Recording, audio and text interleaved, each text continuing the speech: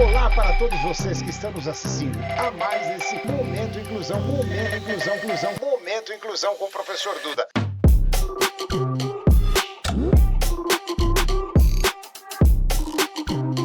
Hoje, um Momento Inclusão muito especial. Nós estamos aqui com Paulo Henrique Defines. Paulo, ele é professor e interlocutor de empreendedorismo do Senac São Paulo. Também é especialista em radiologia e radioterapia, especialista em gestão de saúde e gestão de pacientes, sócio proprietário da PHD Eventos e doutor em CIMA. Duas empresas, aliás, especializadas em eventos, né, Paulo? Opa, Tá e bom, eventos beneficentes E ainda. ele é ator e personagem, trabalha com o professor Cara do Duda. Brad Pitt. No Finacinho, com essa cara maravilhosa. Estamos Eu aqui- queria que você desse uma joguinha no suspensório aí, Paulo. Olha lá. Lembrando que é a melhor combinação entre Põe dois. aí, A suspensório. gravatinha tá aqui, mas ó, Suspensório. suspensão de presente. E também trabalha na Med7. A Med7, Paulo, é uma empresa especializada em equipamentos. Equipamentos médicos, e a gente desenvolveu uma linha de produtos lá, um colchão chamado Immobile. A gente tá em todo que é lugar. Du. Maravilha, Tô maravilha. Contigo, tô lá, tô aqui. Você está em todo vamos lugar. desenvolvendo. Essa presença maravilhosa no Momento Inclusão. Do outro lado, nós temos Fábio Moreno. Olá, Fábio todos. Moreno é especialista em tecnologia da informação. Ele é formado em ciências da computação e tecnologia em processamento de dados. É especialista em tecnologia e segurança da informação, como eu já disse, consultor de empresas e especialista de TI do Instituto Humanos. E também ele já foi redator do antigo Fórum PCs. Fábio e Paulo, um assunto muito interessante trouxe vocês aqui como Bora. professor e como Isso aí. especialista, porque hoje nós vamos estar falando das novas tecnologias com foco no ensino. Recentemente, nós temos que ver aqui, vou pegar a colinha aqui do professor Duda, no Brasil, quem cuida de ter ou não celulares em sala de aula é regulamentado pelas leis estaduais e leis municipais. E está dentro das leis de diretrizes de base da educação, a LDB, dentro das normas escolares. Em São Paulo, recentemente, a Lei Estadual 12.730 proíbe o uso de telefones celulares em salas de aula de escolas públicas e privadas do Estado, exceto em situação que tenham autorização pedagógica. Já no Rio de Janeiro, a Lei 4.734 restringe o uso de celulares na sala de aula e a Lei Estadual, também em Minas Gerais, 14.486. E a LDB, a 9.394, restringe em todo o território nacional. Falando em restrição de tecnologia, tá? Vou fazer essa pergunta para o Fábio, Ok. que é o nosso especialista aqui, depois eu vou falar com o professor Paulo. Fábio, a tecnologia hoje está evoluindo. A moçadinha não larga essa ferramenta aqui. Exato. De repente, o professor, né, Paulo? O amor do Opa. coração, né? Amor, De repente, nos amor- ajuda também em sala, hein? Nos ajuda em Nos sala ajuda também. em sala A também. minha esposa, por exemplo, também é professora, né, Paulo, lá com Isso. vocês. E eu falo, olha, nunca deu um número 19.136. Fala, em torno de 19 mil. Porque o cidadão vai lá no meio da aula e pesquisa, olha, não é 19 Não, mil, é 37. é 19.137. E pega você no flagrante e quebra o jogo. Aproximadamente. Aproximadamente 19 mil. Mas, Fábio, falando as tecnologias, como é que você vê hoje a pura e simples proibição e não o ensino estar se adequando a essas novas tecnologias? Eu acho que tem que ocorrer uma adaptação de ambas as partes. De fato, nós temos uma série de implicações relacionadas à tecnologia, questões de saúde, que a Associação Brasileira de Oftalmologia e a de Psicologia, se eu não me engano, apresenta algumas implicações em relação ao uso de tela em sala de aula. E por isso que fundamentou, acho que a proibição por conta das autoridades. Do outro lado, a tecnologia é um caminho sem volta. Nós temos toda uma questão de interatividade, do hábito da geração Z, a facilidade de pesquisa e acesso à informação, e eu acho que o caminho é a gente tentar encontrar um meio termo entre as questões de saúde, que fundamentam a proibição, e não prorrogar e atrapalhar o desenvolvimento e aprendizado das pessoas, das crianças, dos jovens, de qualquer tipo de aluno. Nós temos algumas tecnologias que estão por vir aí, que substituiriam, no caso, as telas dos smartphones, em sala de aula especificamente, e que poderiam ser utilizadas como vislumbrando um futuro. Porque são telas muito pequenas, né, Fábio? A tela pequena em sala de aula tem toda uma implicação aí de questões oculares, de visão, de miopia, que promove o terror dos oftalmologistas, né? Realmente a tela é uma questão problemática. Mas nós temos as tecnologias como os óculos de realidade aumentada, os óculos interativos de inteligência artificial, que eles promovem um futuro que ainda será desbravado. Ainda não é uma tecnologia acessível para todos. No entanto, fora da sala de aula, o smartphone hoje para a geração Z, ele é fundamental. Se você tem ambientes aqui como podcast, que nós estamos aqui gravando, todos podem nos acompanhar, o smartphone ele é uma ferramenta essencial, um tablet ou um computador, um notebook, uma plataforma de streaming, é o que a geração consome, é o que prende, é o que amarra sem todo esse tecnologia, pessoal. você não prende a atenção deles. Você não tem como prender a atenção. Só na aula dialogada. Professor Paulo, e você, isso que ele está falando de estar mudando, adequando a tecnologia, mas não retirando efetivamente? Eu que sou geração Z também. Geração Z. Só que não, né? Você é geração Z. Ele é geração de Z. Geração do Zorro, ainda com o Sargento Garcia, na década de 50. Chegando então o Zorro. Desafiador, assim. É desafiador primeiro pra mim, que eu sou de uma geração que a gente é da geração Barça. Prova de que você está ficando velho. Até hoje. Conhecer Barça. Enciclopédia Barça. Você conhecia a enciclopédia, então? Todo mundo copiava a mesma página, não? Era interessante, Fábio, porque a professora pedia, todo mundo ir na mesma página, fazia a mesma pesquisa e copiava na folha de almaço. Na almaço, bonitinho. Página, fazia capinha com margeamento. Você fazia capinha com purpurina? Acabou isso aí. Capinha com purpurina e lantejoula. Dava todo um up. Eu acho isso completamente inviável. Você com tecnologias de inteligência artificial, das Big Techs, aí eu poderia citar o ChatGPT como referência, o Gemini da Google. Uma simples pesquisa por voz, o aluno consulta uma enciclopédia inteira que está informatizada num banco de dados enorme. Mas hoje, professor Fábio, dizem que o importante hoje é saber perguntar. E para saber perguntar, você tem que conhecer. Boa. É um fato hoje. O ChatGPT tem muito essa tendência, né? Você tem que saber a pergunta. Senão você não vai ter a resposta de uma forma mais objetiva. Mas ao mesmo tempo que ela te entrega, ela te dedura.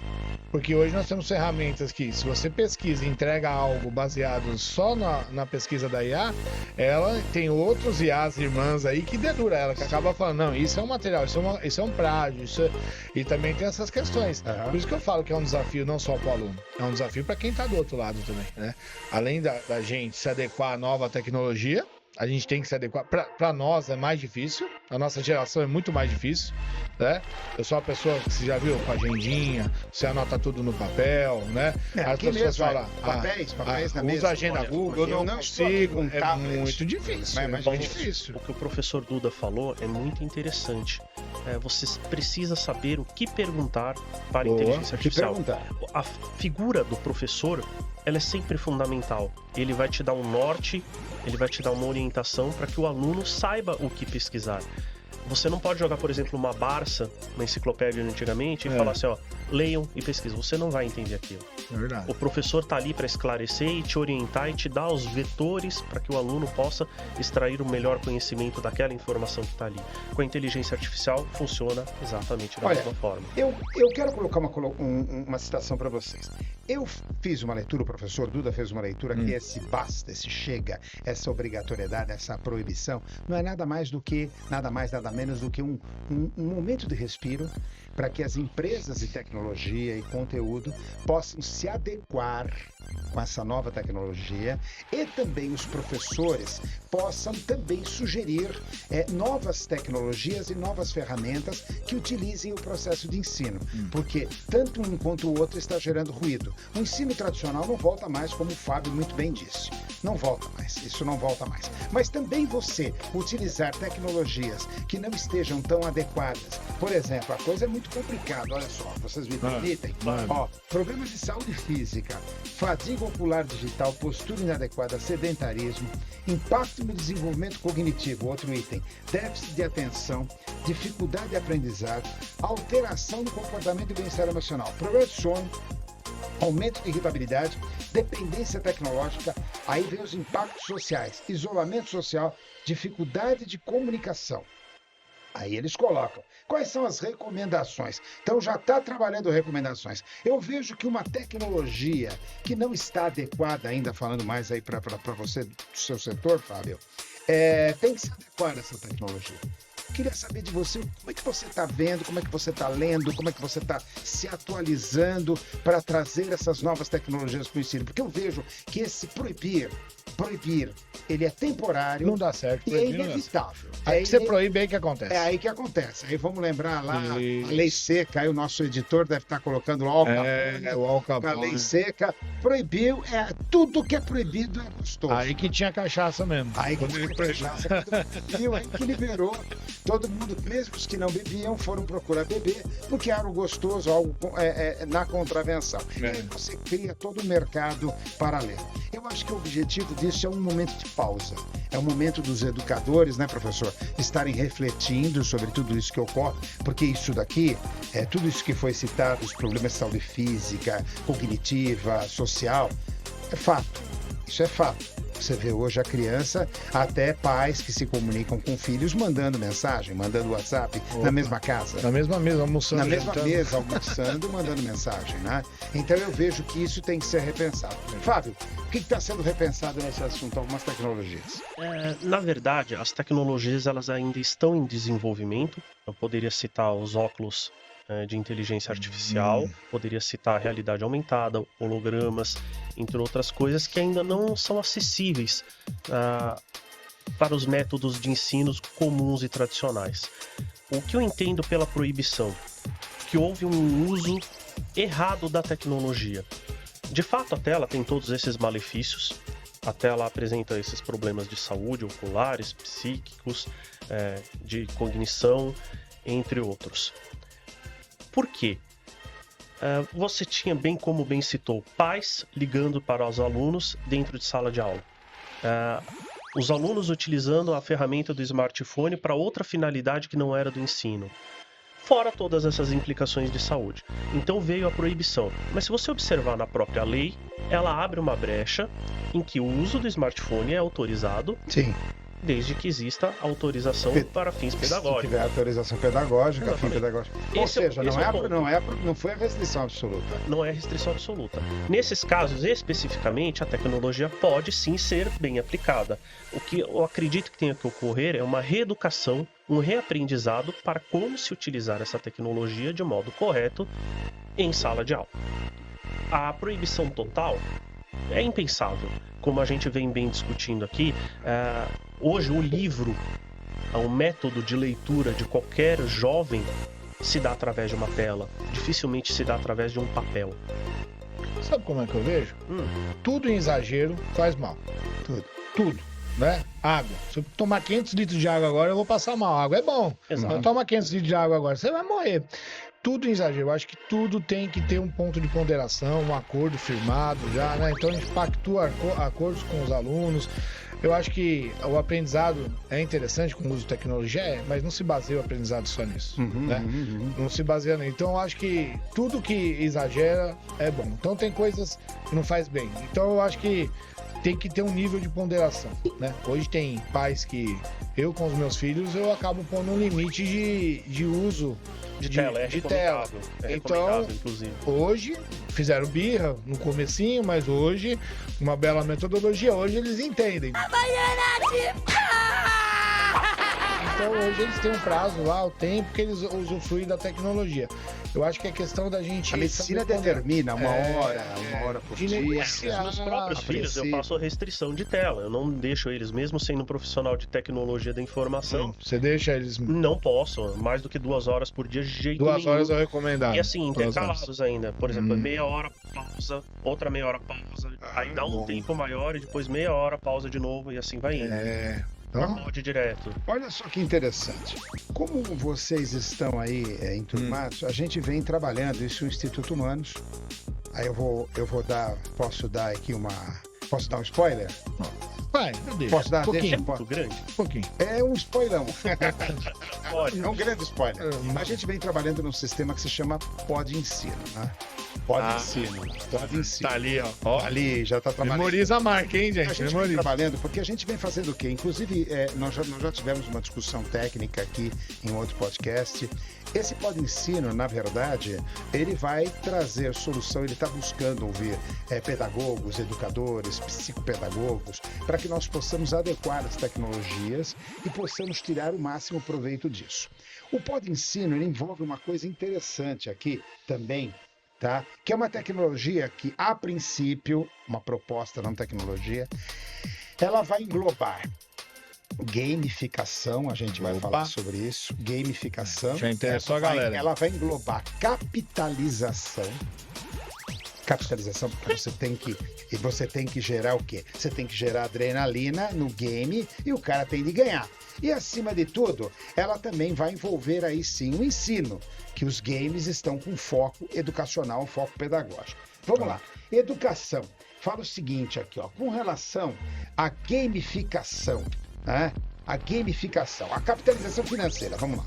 A capitalização financeira é administrar recursos financeiros para sustentar a educação. Então, estamos pensando em que o cidadão, ele investe parte daquilo para gamificar, ou seja, concorrer com autorização dos pais, evidentemente. Há vários processos de premiação, mas, ao mesmo tempo, uma parte daquela capitalização fica restrita, fica reservada para que lá no fundo, gerando juros, correção, para que lá no fundo ele possa estar utilizando isso na montagem do seu consultório, na montagem do seu negócio, na montagem de sua startup, seja lá o que for. Bom, isso é uma coisa interessante. Então, o primeiro passo que a gente está pensando, estamos jogando para você isso. Pode Ensino, já está tudo registrado pelo Instituto Humanos, em parceria com o Fábio e o Paulo, para que nós possamos, o Fábio está cuidando dessa parte tecnológica, Paulo está fazendo essa gestão educacional e eu estou fazendo não sei o que ainda, mas a gente está lá. Vem com a gente. E outra coisa que a gente está colocando também, que é uma coisa muito interessante, que é também alguns exemplos que existem com relação à gamificação. Eu voltando aqui agora aos jogos que eu achei, né? Existem alguns exemplos de games educacionais. Boa. Vocês estão vendo aí o Minecraft, que tem a edição educação, que é focado em colaboração e aprendizado interdisciplinar. Meu filho vai adorar. Já estão sendo feitos. O Duolingo para aprendizado de idiomas, Duolingo, muito conhecido. Já utilizei. O Civilization, que ensina história, estratégia e diplomacia. Anota aí, gente. E o SimCity, vocês estão vendo aí os caracteres. Que desenvolvimento de pensamento crítico e habilidades com relação ao planejamento urbano. A minha filha jogava SimCity. É uma coisa muito legal. Planejamento urbano, construção, gestão de cidades. Isso praticamente te coloca dentro de uma gestão pública. Pode formar bons prefeitos, bons gestores de cidade. Só que tem uma coisa, eu vejo hoje, Fábio e Paulo, que com a tecnologia, com a crescente utilização principalmente da realidade virtual e também da holografia, que a gente pode estar ensinando ciências, matemáticas, língua estrangeira, relacionamentos sociais. Nós podemos estar criando mundos virtuais fantásticos, onde as pessoas possam estar participando ativamente. Eu costumo brincar de uma coisa do Holotech, do Star Trek. Olha as cenas do Holotech. Estamos vendo Holotech do Star Trek, né? Computador, por favor, acionar cena Picard número 346, ano Daniel Boone. Nossa, Daniel Boone. Agora você foi fundo. Daniel Boone, aparece Daniel Boone. Aí ele entra na sala e ele começa a ter o quê? Ele começa a ter contato com a civilização, ele vê a forma alimentar, ele vê como as pessoas se comportavam, né? Existem várias propostas nesse sentido que é possível a partir daí, porque Pode Ensino. O Pode Ensino é porque um programa através de um um podcast, ou seja, de uma comunicação, uma discussão, e uma segunda fase integrada à gamificação com capitalização. Muito bom, muito bom. A gente está pensando nisso, pessoal. A gente vai ter em breve, muito em breve, né, Fábio? A gente vai ter alguns pod-ensinos. Agora o Pod Ensino está discutindo teoricamente, é um espaço onde nós vamos trazer vários professores, vários educadores, inclusive parceria com faculdades, né? Opa! A gente está pensando em começar isso no ensino intermediário, no ensino médio, né? No ensino médio, para depois nós irmos para o ensino mais, para a gente poder estar formando. Agora me diga uma coisa, como é que você vê esses jogos e essa interatividade, Fábio? Os jogos, nada mais atrativo para um adolescente, que você está falando de ensino médio, do que uma interação, que ele já está acostumado a se divertir, e poder mesclar isso com a parte educacional. Você citou o Minecraft. O Minecraft ele se dá em um ambiente de campo aberto, que é o que a gente chama de um RPG aberto, e de mundo de criação livre. Você tem elementos como terra, água, céu, atmosfera, ciclo d'água se envolver chuva, você tem noite, dia, horários. Se tudo isso for canalizado com instruções para o público-alvo, eu não consigo vislumbrar absolutamente nada que seja melhor para facilitar o aprendizado do que a interação. E mais, não só a interação do aprendizado. Se você joga numa plataforma multiplayer online, ou seja, com diversos outros jogadores ao mesmo tempo, que seriam os próprios colegas de sala de aula dele, existe a interação entre os outros. Eu poderia citar que a interação foi a grande sacada da internet, as relações interpessoais e sociais. Foi a grande sacada. Desde o Mirkla antigamente, que depois você teve o ICQ, o MSN Messenger, entre os hoje o pessoal utiliza muito o Discord. Você reúne em grupos as pessoas que têm interesses em comuns, separados por segmentos, e elas começam a conversar entre si sobre os assuntos daquele interesse. Isso ocorre em toda a plataforma de jogo online hoje em dia. Você tem os grandes cases de sucesso aí, os jogos AAA, né, que é o que a gente chama. AAA é a classificação de jogos. Você tem o 3A, os jogos best-sellers, os de grandes sucessos pode ser da Electronic Arts, entre outras produtoras de games aí. São os jogos multimilionários. Você tem os jogos indies, que são aqueles jogos feitos mais por entusiastas. Normalmente eles são distribuídos gratuitamente ou então cobrando valores simbólicos em torno de $1, R$5, R$10, de acordo com o que é definido pelo desenvolvedor. E nesses jogos indies tem muito jogo educacional. Os jogos AAA não tem tanto mais educação, eles são mais jogos comerciais. Mas é uma mudança de paradigma que seria interessante, você mesclar um jogo que prenda interativamente com uma parte de ensinamento. A gente não tem tanto uma parte de ensinamento, né, nesses jogos AAA. Não há um interesse comercial ainda grande. E como você vê o score, a pontuação baseado em capitalização, adrenalina com ganho real? O melhor dos dois mundos, né? Porque capitalizar dinheiro, ainda falo mais, né? A gente pode, dentro dessa capitalização, que seja... Pode ser bônus também, pode ser bônus que você vai direcionar para algum tipo de produto específico. Pode ser produtos dentro, por exemplo, bala, né? Você pode direcionar para uma certa linha de produto, fazer parcerias junto com empresas da área educacional. O cidadão ele pode terminar a aula dele, ele pode entrar numa loja, por exemplo, e lá ele pode trocar os bônus dele. Os bônus eles ocorrem no método de cashback. Cashback, exatamente. Hoje em dia as grandes plataformas de games, eu posso citar um case de sucesso que é um dos jogos mais utilizados do mundo, que não é um jogo, é uma plataforma que agrega vários jogos. Qual que é? Roblox toda criança utiliza. Verdade. O que o Roblox faz? Ele tem os Robux, que é a moeda interna do próprio jogo. E o Robux, você pode comercializar os Robux, inclusive trocando por outros produtos dentro da plataforma do jogo. Então, numa plataforma de ensino, se você tem um game educacional em que ele te gera uma bonificação por obtida através de uma pontuação, certo, de acordo com o desempenho de aprendizado que seja dentro do jogo, talvez não seja pelo aprendizado ou pela interação com o ambiente do jogo, sempre de forma educacional, ele obtém essa pontuação, ele pode trocar por descontos para outras plataformas de aprendizado, ele poderia trocar. São ideias interessantes. É possível, agora eu vou tocar lá no Vamos lá. Professor. Eu vi que agora você... Vem, agora eu fui lá no... É possível trocar a nota por bônus, pontos, cashback, etc? Hoje, quando a gente se baseia em metodologias de ensino, em metodologias de avaliação, claro. É possível. Opa, super possível, né? E uma coisa rentável, nota, palpável. Quando você dá a nota é um tipo de bonificação. É uma bonificação. É uma bonificação. Eu lembro que antigamente pode a gente fazia trabalhos, não eram trabalhos? Você fazia um trabalho em cartolina que somava ponto na sua nota, não era assim? Então dentro da instituição... Hoje é possível eu atingir bonificação. Por exemplo, eu tenho um jogo onde eu vou ver o achamento, não o descobrimento, o achamento do Brasil. Aí eu me dei bem, eu fui lá, me relacionei bem com os índios, fiz a troca do ouro, consegui ouro por espelho, etc. Aprende mais. Aprendi na prática. Eu vejo com a palavra como prova, um colonizador português. Prova hoje. Prova. Ela vai acabar sumindo do contexto, né? Prova, quando se fala prova hoje assusta, né? Você acha que a prova pode ser trocada por game?